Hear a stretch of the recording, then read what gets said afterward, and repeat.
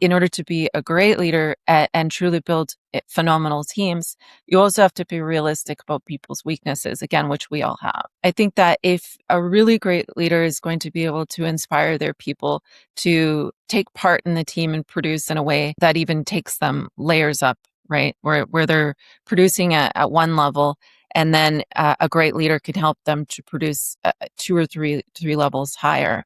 Now, most people work well under encouragement. So a truly great leader is an encouraging visionary.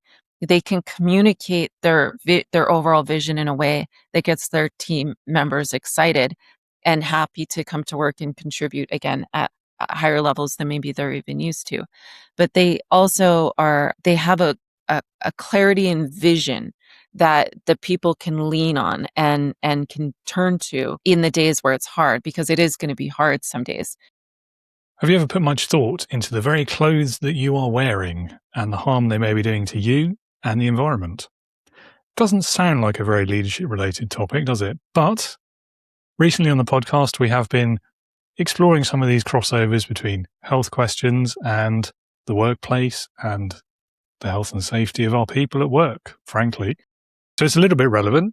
It becomes more so when we add this week's guest, who has co-founded a sustainable fashion tech company. So there's some leadership and business lessons in there too. So that guest is Lacey Cadieux-McLean.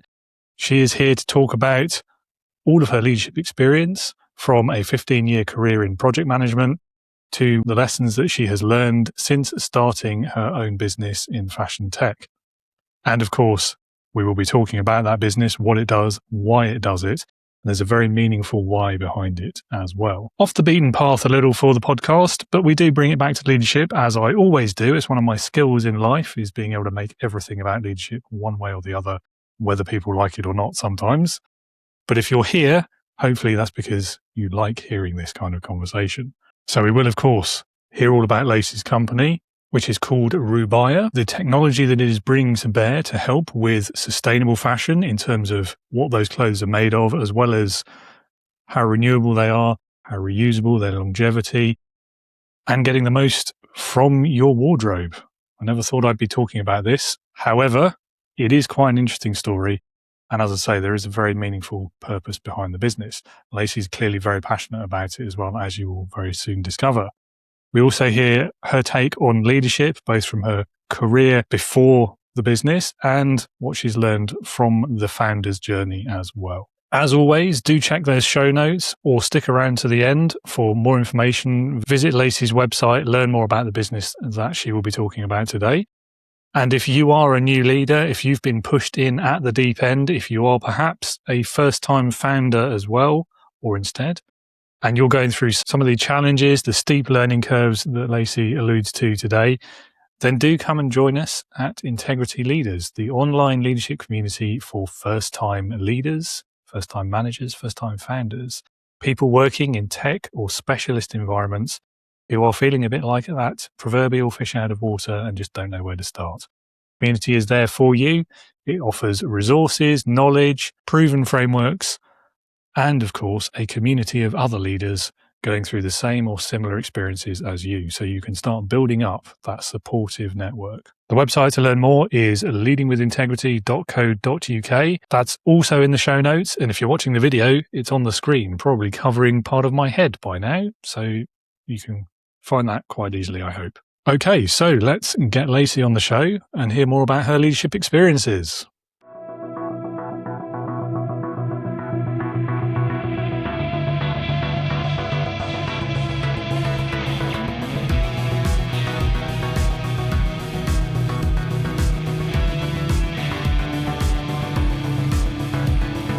Welcome to the Leading with Integrity podcast. Leadership talk for the modern manager. With your host, David Hatch. Lacey, thank you for joining us today. Welcome to Leading with Integrity. Thank you, David. It's nice to be here. Yeah, it's lovely to have you. And to kick us off, over to you. Tell us a bit about your career story so far, what you do today, why you do it, and all of those lovely things. I have not taken a straight path in any way, shape, or form. My career journey so far has been a series of mountains and valleys and side quests, is the way that I would put it. Uh, I have a business degree and bachelor of management, specializing in business economics, which was a wonderful way to position me to get some early internships and jobs that ended up eventually, actually quite quickly, leading me into information technology. Within I think I graduated in 2005, and by the end of 2005, and definitely into 2006, I was starting to lead small projects as a junior project manager. And that really started a journey that's lasted many years of me getting into the IT project management space. I took 4 years off when I had my kids, and I ended up writing books during that time. I found out I'm terrible at sitting still, and I ended up writing two novels, one which ended up getting published, and then I returned back to work and was full steam ahead in the project management space, and I've been doing it consistently now for about 16 years. And also during that time, I decided that I wanted to get into fitness competitions. So the better part of my 30s was also in my very little a bit of spare time was also doing that. And then going into my latter part of my 30s and into my early 40s, I decided I also wanted, because life wasn't busy enough, to start my own companies. And so with my husband, we started a short-term rental property management company, which we still operate. And then I've also started Rubaya, which is I'm probably my passion project, which is in the fashion tech space. So I really wanted to make a difference in ensuring that business professional women have sustainable clothing choices available to them. Because I went out looking for those clothing options and couldn't find anything that I thought really fit what professional ladies are looking for in the remote and in person office environment. And so when I couldn't find it, I started kind of thinking, oh well, somebody needs to ensure that there's more options out there in the sustainable space. Why not me? And then working in technology for so many years, as soon as I start working on anything, I immediately start looking at the processes associated with the full life cycle of the thing that I'm working on. And so I really started examining clothing, our choices around clothing, um, what happens after we purchase our clothes, either in store or delivered to our front door.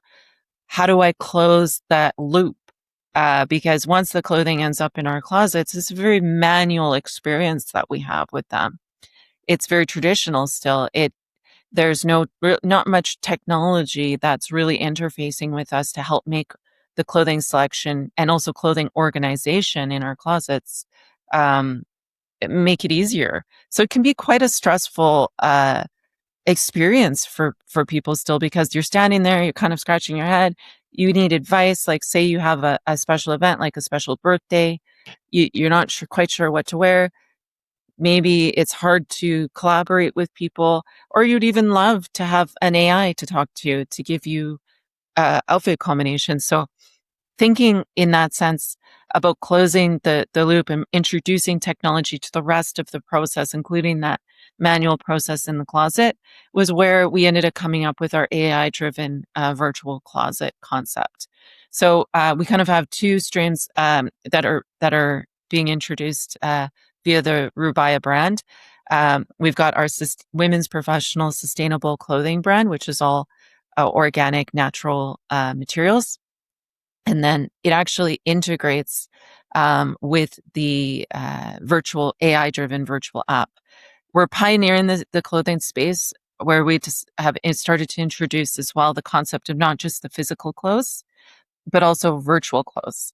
And that's partially inspired by gaming, the gaming industry, and virtual skins that you can purchase. Say online on some of the games, you can buy skins for your character.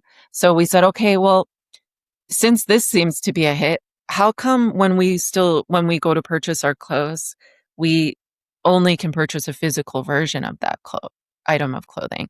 How come we can't purchase a virtual version that integrates with an application and automatically uploads so that we can try it on and all that sort of thing onto, say, again, inspired by gaming, a virtual avatar that looks just like us.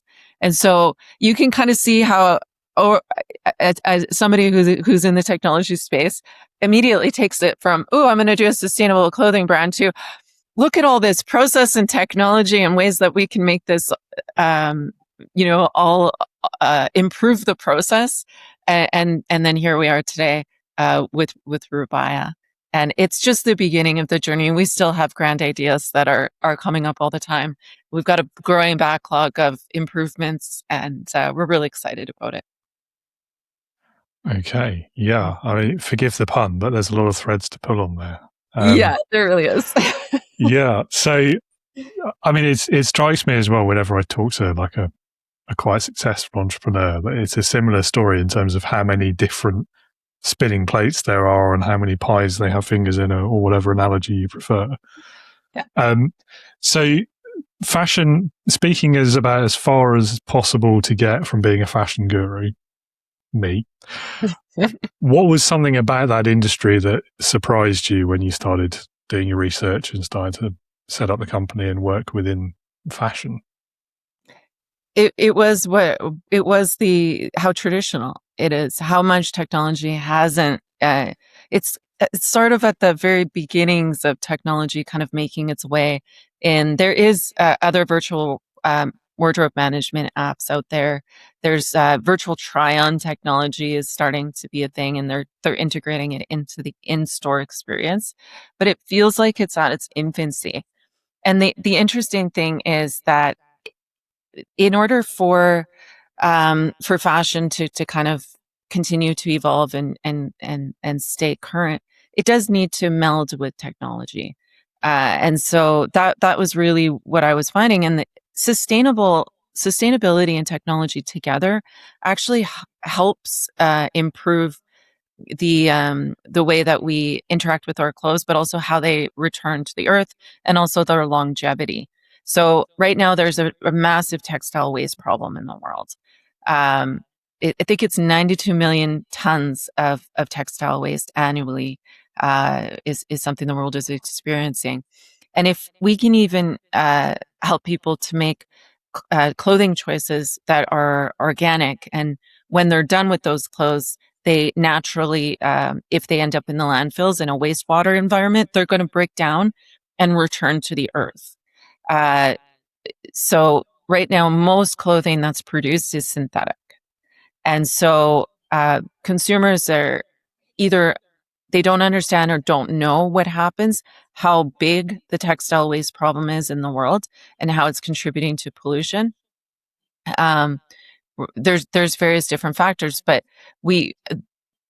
the clothing industry is at its infancy, not just with technology, but also with understanding how over the 20th century, how our consumption of clothing changed when we introduced synthetic fabrics like polyesters. And so they're starting to understand their impact a little bit more in the world. And they're starting to say, look, we need to make changes. We need to use more natural materials. And the consumer is starting to learn a little bit more about, again, the larger global impact of synthetic clothing waste, and they're naturally changing the industry as well, because they're starting to say, no, we want to have sustainable choices. We'll pay for those sustainable choices, and therefore the company a lot of the global brands are starting to think about sustainability as the future, which is wonderful news. But without the technology, we'll continue to have that very traditional experience in the closet, and people will continue to lose track of their clothes. So most people wear their clothes on average 7 to 10 times before they're discarded or they find the dusty recesses of the closet. Now, we all have our favorite items that we wear over and over again. So this is just, again, on average, but that's really not that many times before it eventually ends up in a landfill and or incinerated, which again, there's burn off and toxicity associated with that. So with technology, we're going to actually be able to make a difference in that and helping people shop their closets and wear their clothes longer and come up with part of the reason people forget about their clothes is they need help coming up with outfit combinations, right? It's like, oh, I don't know why we do this. I think we're all a little bit guilty of it, but how many of us have that t-shirt that we happen to have almost the exact same t-shirt in, say the black t-shirt in, we've got 5 of almost the same black t-shirt, but we keep buying more black t-shirts. We're not really sure what, because we forgot we owned the other black t-shirt. We're not, like, why we do that, I'm not sure, but these virtual wardrobe management apps, they're going to be able to help people maybe give those black, because now we're talking about multiple, those black t-shirts a bit more of a longer lifespan because they'll continue to come up through the combinations that the app suggests. So. Yeah, so I was going to ask you about like what makes it sustainable, because I think for a lot of people they hear sustainable and fashion in the same sentence, and they just assume like pre-loved, secondhand, whatever the phrase is, you donate your clothes, right?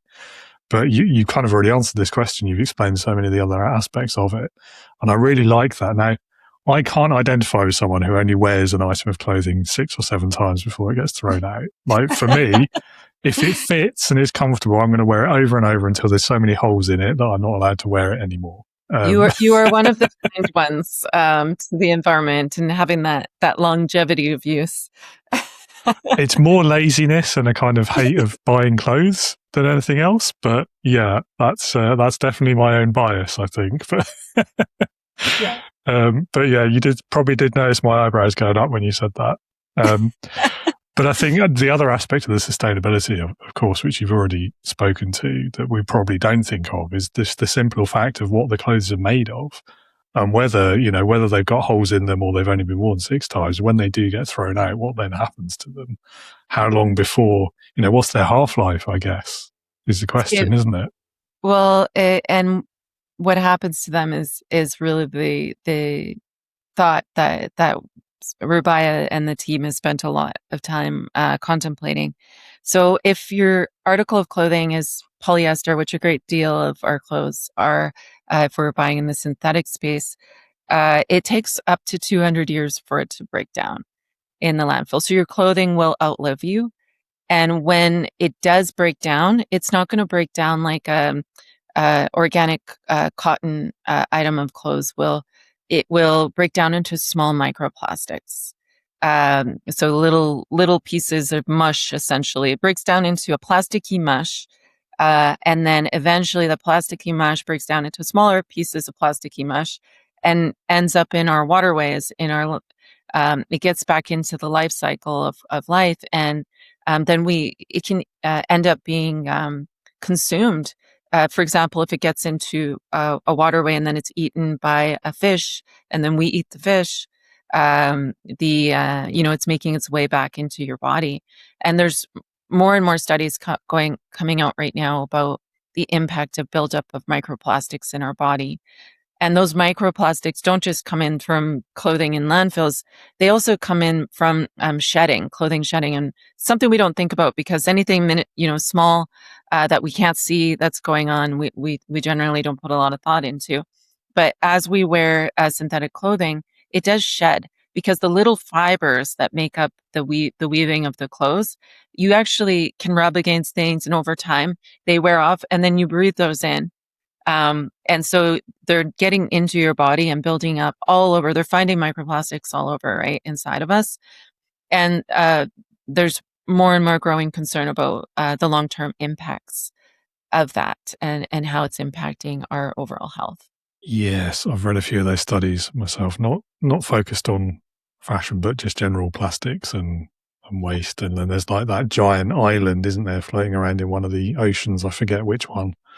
That's just all the plastic that's been dumped in the ocean. It just kind of gravitates together and forms this mass, doesn't it? It's Some people don't realize scary a stuff. great deal of their clothing is plastic. Really? That's a combination, even a blend. Mm. It's something that, because it doesn't look like, quote, plastic once they've weaved it into a small into a garment. They often don't spend a lot of time. They'll look at the plastic water bottle and be like, yeah, this probably isn't the best. I should probably drink out of a more sustainable water bottle. This is probably seeping toxins into the water and ultimately getting up into me. Well, it's the same thing with our clothes, but we just, for whatever reason, haven't, ha- in general, people haven't started making that correlation that my clothes are also doing the same thing. And on top of that, that plastic water bottle is sitting over there on your table, on your desk, on your counter at home. It's not against your skin.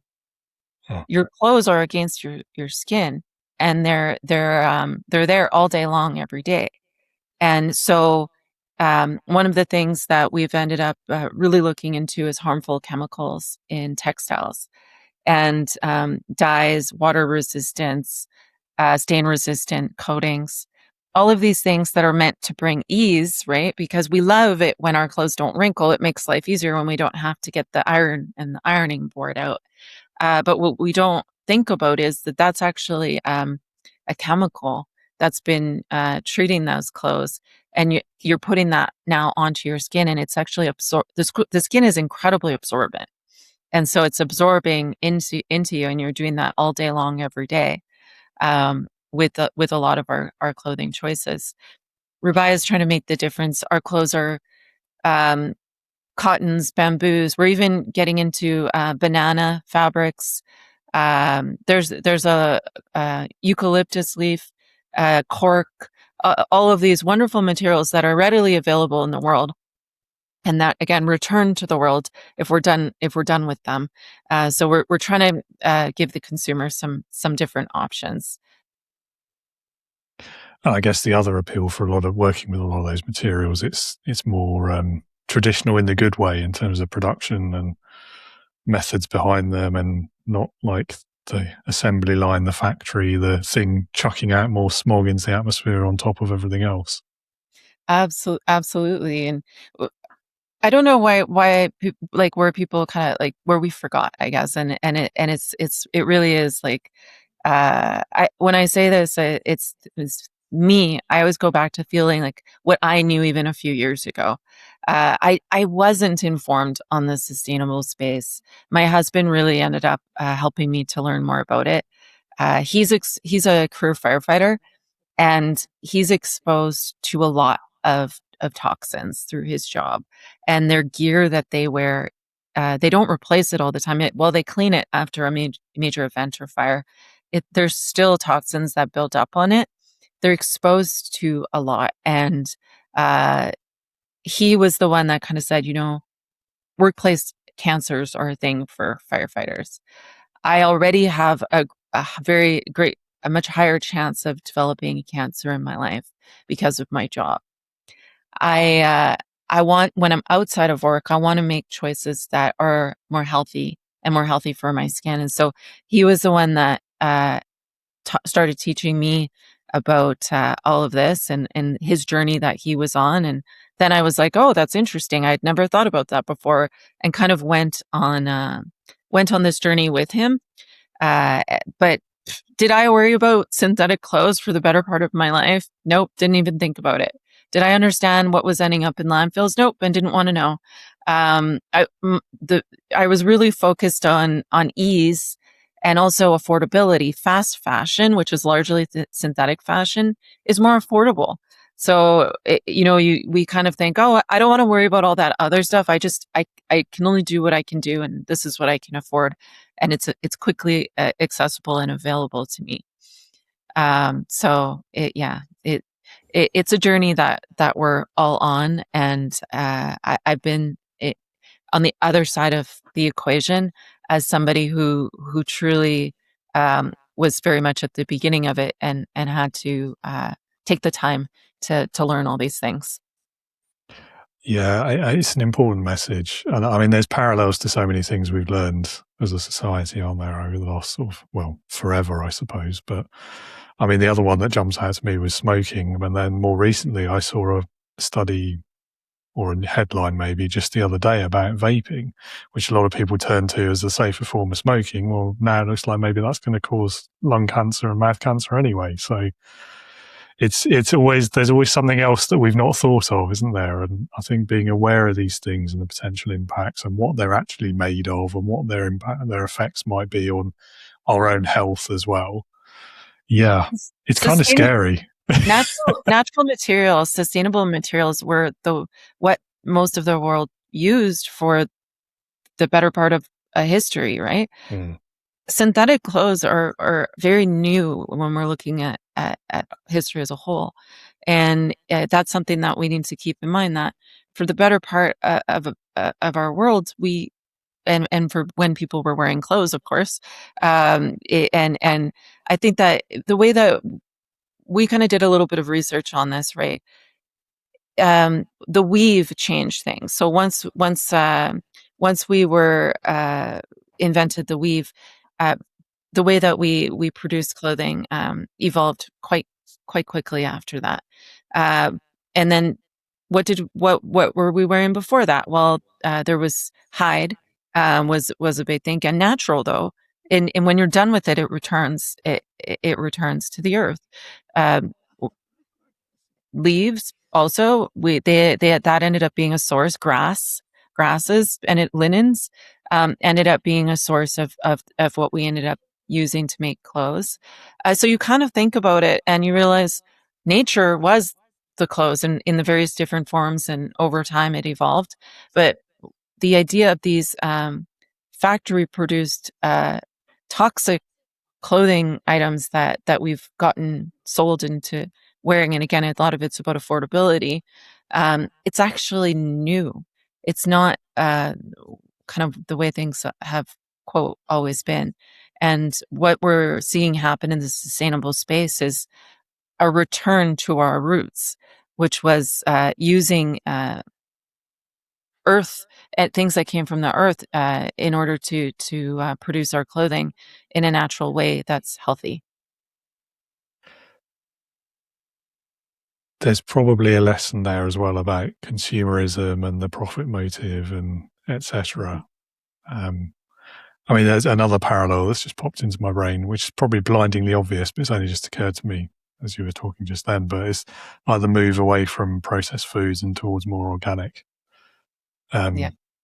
sources of food and that sort of thing, which that one feels like an easier thing to get to grips with, because you're literally like you're consuming it, so of course it's going to end up in your body, right? But yeah, it really is scary. Like now I'm trying to think of what else haven't we thought about yet that might be killing us all. Well, cancers are it's wild. It's becoming such a big problem, and we're exposed to toxins all throughout our day. And actually, there's no getting away from it. Even if you choose to live a sustainable life, it seems like you're either through processed foods or whatever it might be, we're just exposed continuously to chemicals. And how we got to this place, is probably a conversation just in itself. But we do need to think about how we can reverse it to some degree, because we're just doing terrible things to our bodies, to our children's bodies, by continuing to expose ourselves to these materials. And the thing is, when you brought up food, and I think it's becoming more known that there's pesticides and chemicals and all kinds of things that are ending up on our food. But when you buy an article of clothing, nobody's telling you that it's coated in this chemical and say formaldehyde, or which is a carcinogen, all that there's aspects of it. They don't include it, what chemicals are used on the label. that's a bit odd, if you really think about it. Why wouldn't they just have to disclose as a standard that are you aware that there's forever chemicals on these clothes, and these forever chemicals can be consumed into your body and end up there? Why we don't say that straight out to the consumer? It feels a bit lacking in transparency. No, I agree. And even setting aside the fact that by wearing it, you're going to be absorbing it. What if like a child gets one of these clothing items and starts chewing on it? Like, Yeah. that's a pretty big risk as well, isn't it? So you would have thought for that reason alone, this sort of thing should, I don't know. But then there's even things like a lot of people apparently, I again can't relate to this, when they buy new clothes or an item of, say, fresh food, they don't wash it before they use it or eat it. Mm-hmm. So if it's got like preservatives on it or something's been spilled on it while it was on the shelf or whatever, then you're getting that too. Well, I and don't also get that. people can sneeze on it and Yeah, cough on it and all of that yeah. other thing. Especially in post-COVID world, right? Like people should be more aware of this sort of thing. Yeah, that's just weird to me. Yeah. Yeah, we have a lot of opportunity to help the consumer learn these things, and also improve disclosure across the board. Now, why don't we encourage disclosure? Well, there's a benefit from a corporate perspective, right? For people that are producing these synthetic clothes on the cheap en masse, it does not benefit that those that are involved to be promoting more transparency, to be promoting sustainability. It does cost more to produce sustainable clothes because they have to go through extensive audits and certifications, and those processes to get the fabrics certified, either through GOTS certified, which is like organic cotton, and also they look into the production to make sure it's ethical, all of that sort of thing. To get a certification, there's a cost associated with that ends up being going into the overall cost of the fabrics. As well, there's Ocotex, which is a certification that is about the toxicity of the clothing produced. To get that certification, you have to be able to reassure that there's no heavy toxins that are on the clothes. And so all of this costs money. And so as a result, producing clothing, even in overseas or in the countries where it's a bit more affordable to produce clothing, it's still quite a notable difference in production costs to produce a sustainable item versus a non-sustainable item. And so a lot of companies are producing en masse all these beautiful clothes, but utilizing these synthetics and not being held accountable for the chemicals that are being used in the process, because the consumer has an appetite for it, which is interesting. We have an appetite to be poisoned because it's cheap and it's accessible, and maybe it looks good, and we don't want to have to worry about wrinkles in our clothes. So we're happy to spend a few dollars, again, especially if it's cheaper, to buy a wrinkle-free shirt that is coated and drenched in chemicals. So I think that in general, disclosure and transparency would really change the industry, because people would kind of put a little bit more thought, but it doesn't benefit everyone in the industry to have disclosure and transparency. So they will definitely not be quick to do that unless governments and intervene and create some rules, I guess, to better protect the consumer. Yes. Yeah, which I don't know. I can't see that happening anytime soon in this part of the world. I don't know about your part of the world, but yeah, I mean, I suppose the cost point is similar in a lot of things. I mean, the same is true with like organically certified foods, like carbon credits in theory. Pick any sort of sustainable certification and the same will probably be true. Some of them less reputable than others, I would add. They are quite easy to game, some of those systems, unfortunately. It's the point about cost, I think. It's cost and convenience is how we've ended up in this position, isn't it? And maybe not predatory, but certainly not 100% ethical business practices, let's say, that are playing to that. They're driven by its profit. And I mean, that's also the food industry, same thing too. Those chemicals that are being used are helping the farmers to be able to produce more food to feed the world. But in turn, there's a trade-off, right? Yeah. I think with farming, it's getting to the point where it's gone too far. I mean, there's this issue with the soil being damaged, and so you won't be able to grow the food at all potentially in a few decades, if not sooner. And yeah, it's short-termism, I think. That's, if we were to sum up this whole problem of all of these industries in a single phrase, I think that would be the one, wouldn't it? Yeah, when I grew up on a ranch environment, and I grew up around farming, and it's very close to my heart.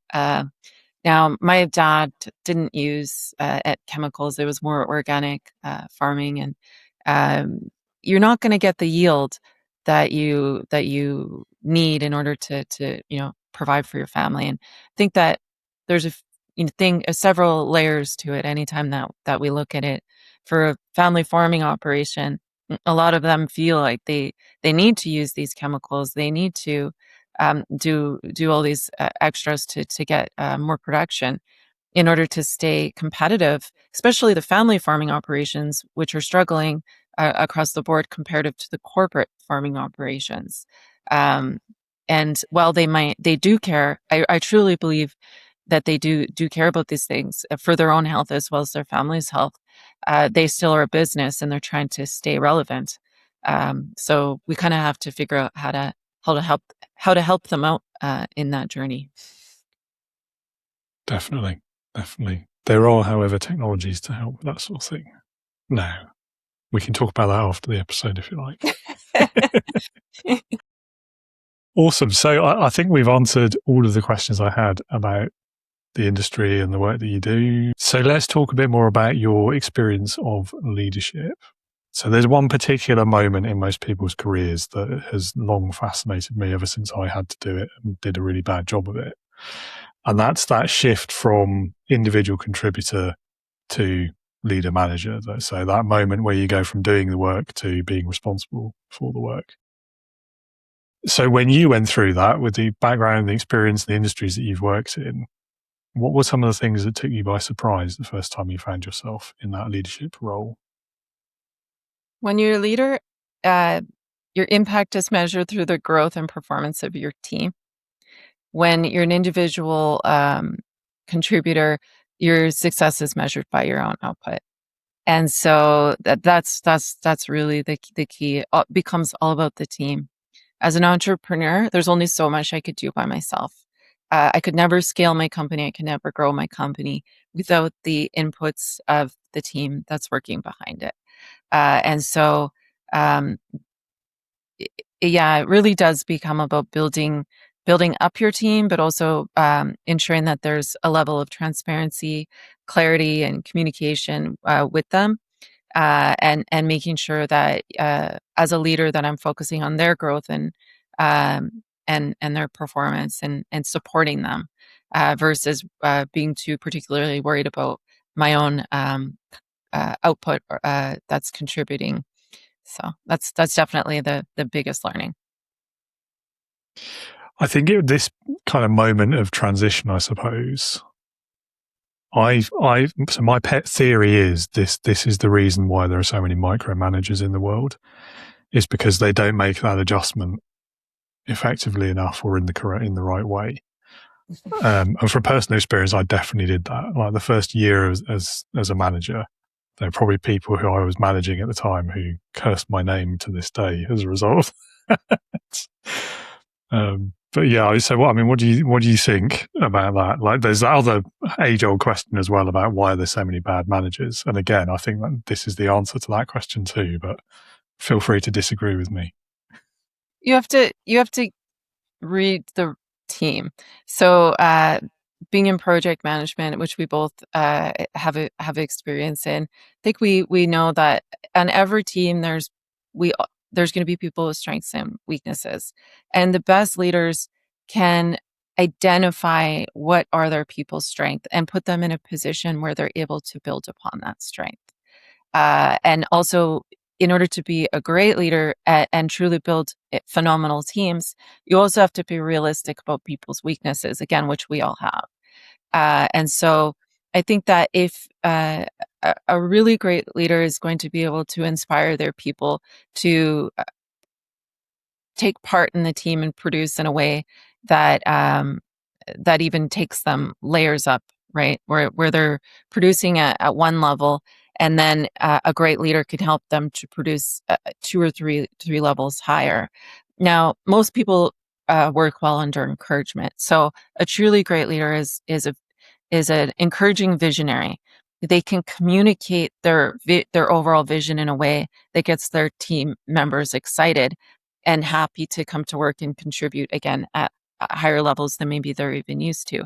But they also are they have a clarity and vision that the people can lean on and can turn to in the days where it's hard, because it is going to be hard some days. Some days there's going to be challenges. As we say, there's always a fire that we have to solve in the world of projects. That almost every day there's something that comes up, or indeed every day something comes up.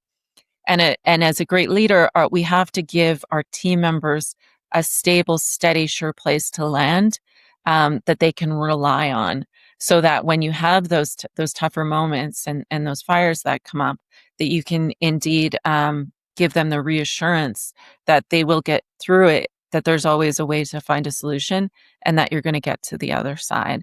And so truly becoming a transformative, high impact leader is also being able to provide a level of reassurance and stability to those on your team, so that they can better lean into their strengths, and everybody can be working together as a cohesive unit in order to produce great things.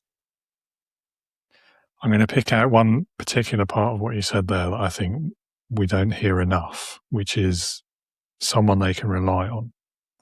I think that really is what people are looking for in their leaders, isn't it? Is that consistency, the other things you talked about, but being able to encourage them, champion them, aid their own development as well, but doing all of this in a way that they can rely on, so that they're not second guessing whether just because you said that today, you might change your mind tomorrow.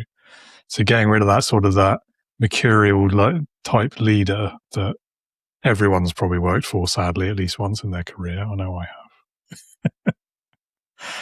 Yeah. But I guess it links to safety, doesn't it? Psychological safety, workplace safety, physical, mental, all of these aspects of it. Well, then you have the team members, though, too. Again, project managers, we see a lot of different personalities that need a firmer hand. So one of the things that any transformative leader and entrepreneur and CEO also has to consider is the different personality types. So some people do incredible with positive reinforcement, with that kind of really the leader that praises a lot, encourages. That's not everybody, though. There's people in the team that really perform at their best with constructive feedback and maybe a firmer hand.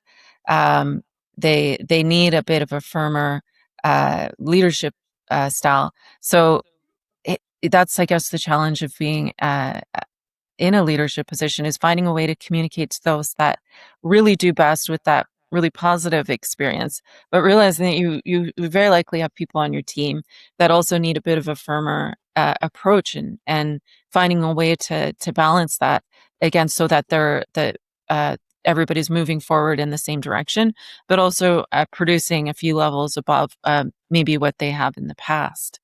So it's something that every leader is. I guess there's no perfect answer to it, but it's kind of balancing that and figuring out how do I get everyone with all the different personality types on the team producing in the same way. Yeah, I agree, although depending on what you mean by a firmer hand. But so where I really definitely agree with you, like, it's that bit of treating people as the individuals they are. So knowing that everyone has different strengths and weaknesses and everything you were saying earlier. I think it's about more than personality types though as well. I think like experience level, context, background, all of those things can have an impact on this. But yeah. So what did you mean by firmer hand as well? Let's clarify that. I have all these sayings, so I'm sure sometimes, anyway, it's, I have a lot of sayings. I tend to come up with them too. But it's just they just need they don't need to be praised. They need honesty is the way that I would put it. Is they need if you go to some folks with too much praise, they're like, yeah, okay, like tell me what I actually need to do. I don't need all this encouragement.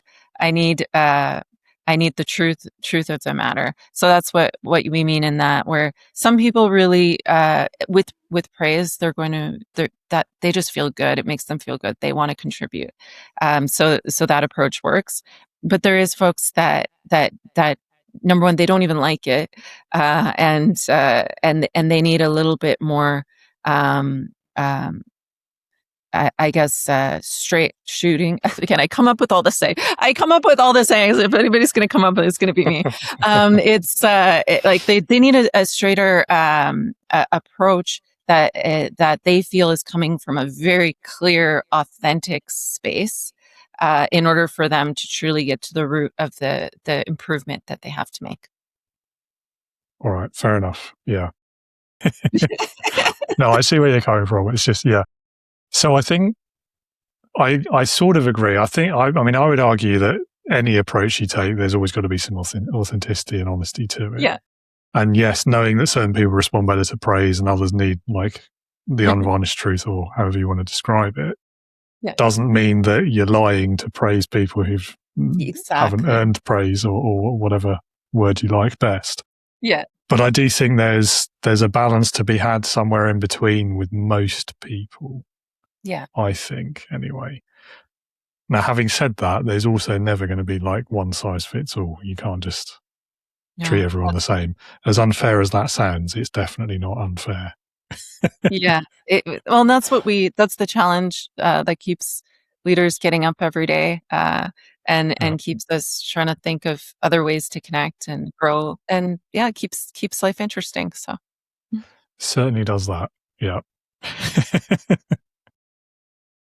So if we've not already covered it, what would you say has been the most important leadership lesson that you've learned so far in your career? I think that there is an aspect of effective leaders needing to focus on truly what their goals, and again, the corporate vision is, what they're trying to achieve, and let go of trying to control how others think and feel about them. As project manager, one of the things you do get used to is you can kind of become the blame all for things, and if you don't have a good sturdy self-confidence, that could be very much a large burden to carry. So I think that a truly great leader naturally is going to come with criticism. And so it's learning to let go, to accept that that's just a reality of being a leader, and you're going to have that. But you can't control what everybody thinks and feels. So you do have to accept that. I think that if you get into a leadership position and you're really bent on being liked, versus focusing on the overall, what truly matters, you're going to struggle in that position. So that's it's very important that you learn that, well, you want to be truthful, you want to be inspirational, you want to be positive and encouraging.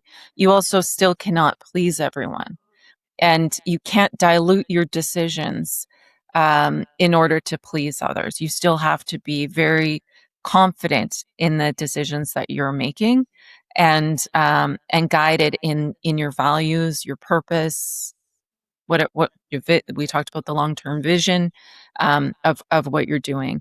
And so this is also the reason why it's equally important to surround yourself with a very strong team, just to ensure that that you're surrounded by a foundation that is built to be successful, and also position you to focus on the goal at hand, versus constantly be fighting issues within the larger organization that are not contributing towards the ultimate outcome.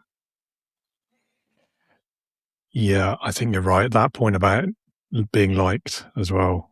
Yeah.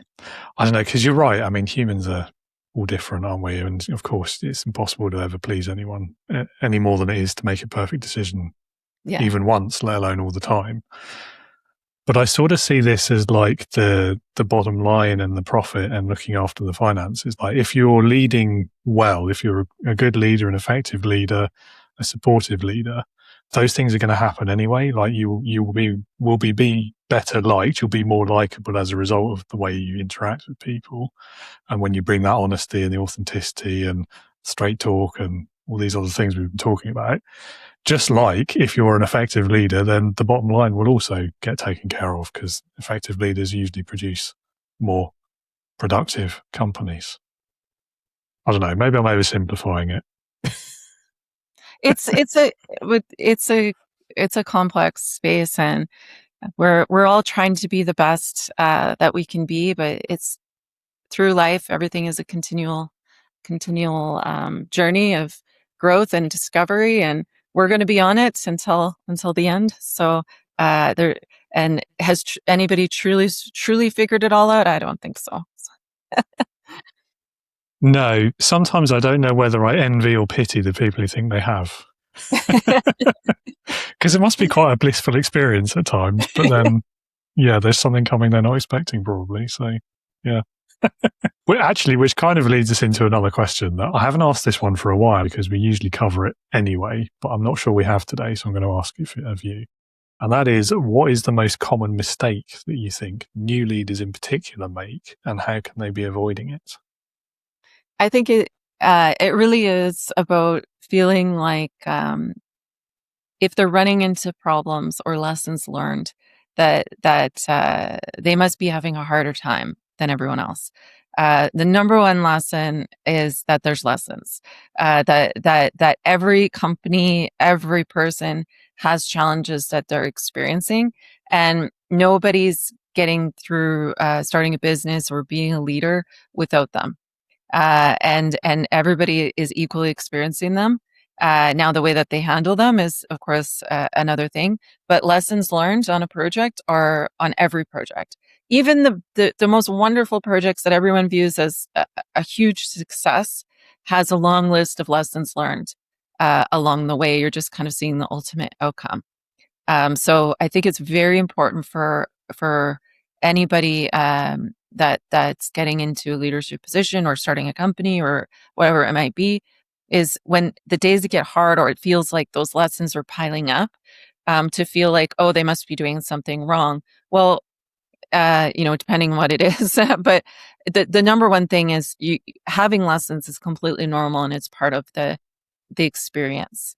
If you're doing anything of that's going to challenge you, or you're trying to deliver a project of any sort, you're going to have those challenges, and it's totally normal and fine, and everyone else is experiencing them as well. And so you take it as an opportunity to learn and hopefully improve process or whatever it might be related to, and take it as an opportunity for growth. But don't take it to heart, and don't think you're the only one, because everyone is having those experiences as well. Yeah, it's a good lesson. It's very much easier said than done, I find. But yeah, it's also very human, I think, to when things aren't going very well, you kind of blame yourself, oh, it's all going wrong for me, woe is me, all that sort of thing. But I think that's why this lesson is so important, is, Yeah. Like you said, there are opportunities for learning. We've only got 2 questions left now. And I think they're both quite fun questions, but you may disagree. So the first of them is, if you could go back in time, how far back in your own life would you go, and what would you say to your younger self? Um, I would go back to grade 7. I know I'm going way back. I remember that I was feeling particularly lost as a child around that point and overwhelmed because I really struggled with spelling. I had a really, really hard time with it, and it felt to me at the time as a child, I felt like all the other kids in class were leaps and bounds ahead of me, and to be honest, they very likely were, and I couldn't understand, and I felt like there was something wrong with me that I was just struggling with it more than others, and it felt like it would never get better. I remember a lovely teacher encouraged me at that time, but I would go back and I would tell that little girl that's from a small town in northern Alberta, Canada, that one day she would publish a book. And trust me, that little girl would not believe it. She would publish a book, she would lead global projects, she would start companies, and she would travel the world. And that those early challenges don't define your overall potential. I was going to say grade 7 is a very specific number. It's because I remember a day in grade 7 where I was sitting in the classroom having a conversation with my teacher and just completely overwhelmed and just not feeling very great from a self-confidence perspective. And it was a core memory that ended up staying with me. And so I just I wish it could go back and talk to that younger version of myself and encourage her a little bit more. Do you know what, though? I kind of wonder if the people who do end up going and doing these things and succeeding in these ways are exclusively the ones who had that moment where they were questioning themselves. Because I do feel like that drives you to do all the other things later in life. I don't know.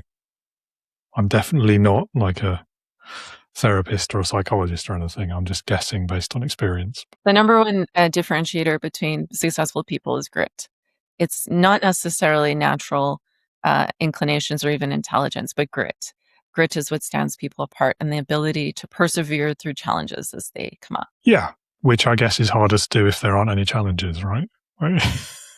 That's right. Fair enough. All right, Lacey, last question. This one's my favourite, though. It's leadership heroes. Leadership heroes. So if you had to pick one person, but it could be anyone you could think of, so they could be alive or dead, past or present, real or fictitious, but someone who, in your opinion, perfectly embodies leadership, who is that person going to be for you and why? So this one it has its English flavor to it. I had to choose a female leader naturally, and Elizabeth I.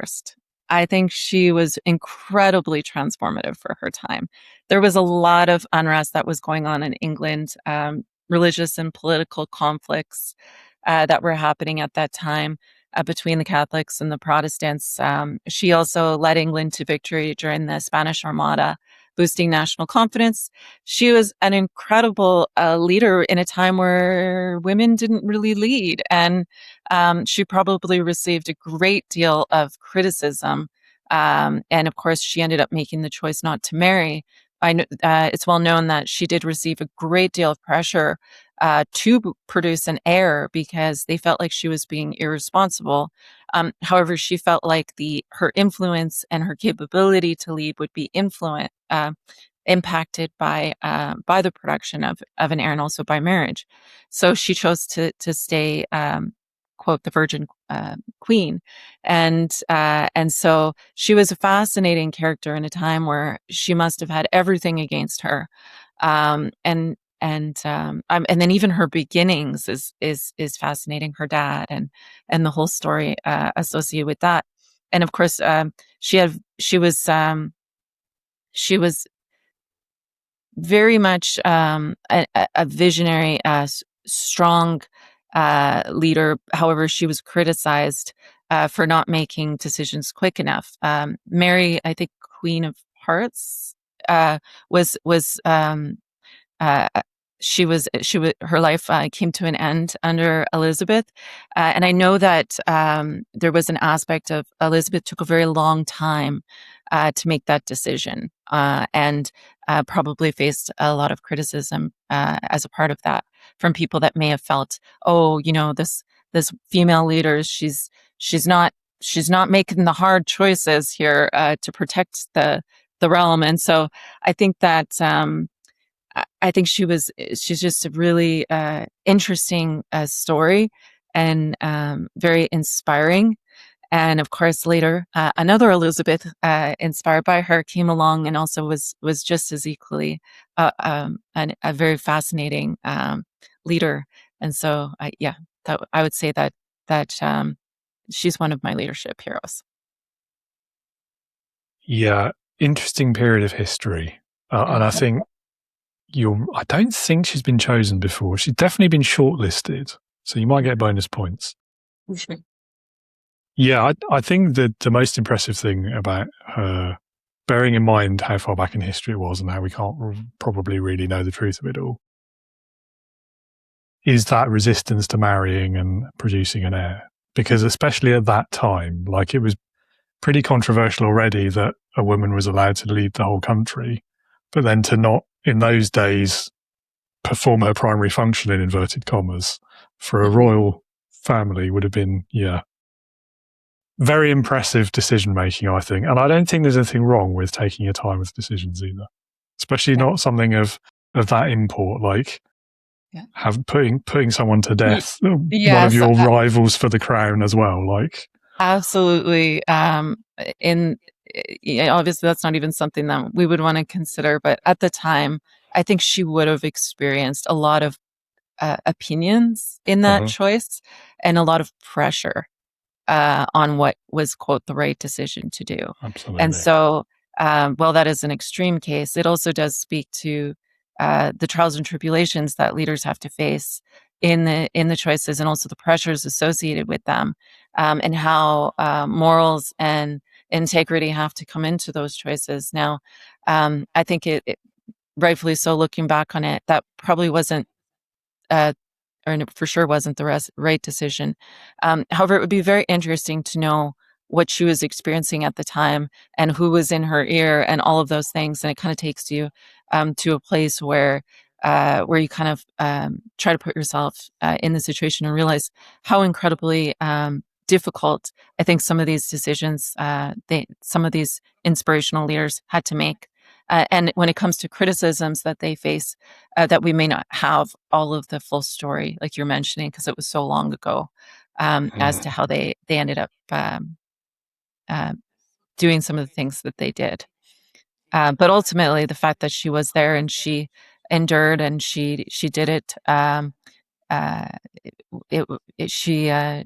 she's definitely inspirational. Yeah, fair enough. Well, time's up, I think.